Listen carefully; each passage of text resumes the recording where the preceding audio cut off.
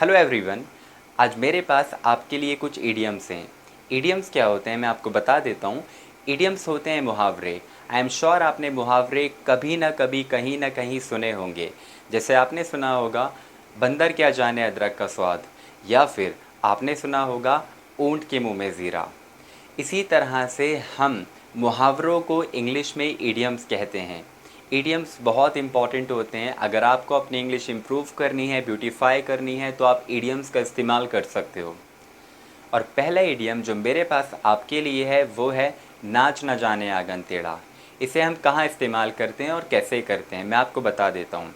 जैसे मान लीजिए आपने किसी को अपना लैपटॉप दिया काम करने के लिए, उसे लैपटॉप यूज़ करना नहीं आता, तो वह आपको आपका लैपटॉप वापस करते हुए बोलेगा कि आपका लैपटॉप ख़राब है, बिल्कुल भी मैं इस पे काम नहीं कर पाया।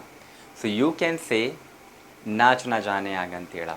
नाच ना जाने आंगन टेढ़ा इंग्लिश में बोला जाएगा a bad workman always blames his tools.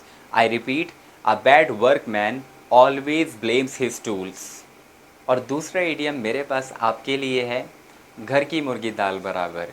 जैसे जब कभी मैं घर वापस आता हूँ अपने सेशंस के बाद, अपनी क्लासेस कंडक्ट करके, मैं अपनी सिस्टर से बोलता हूँ कि आप बैठो मैं आपको इंग्लिश पढ़ाऊँगा, और वो हमेशा बोलती हैं कि आपको इंग्लिश नहीं आती है।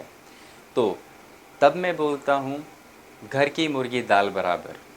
इसे हम इंग्लिश में कहेंगे Wisdom is not appreciated at home. I repeat, wisdom is not appreciated at home. एक बात आपको हमेशा याद रखनी है, आप वर्ड टू वर्ड ट्रांसलेशन नहीं कर सकते हो इडियम्स की, तो आपको अल्टीमेटली इन्हें लर्न ही करना पड़ेगा, इन्हें आपको याद ही करना पड़ेगा।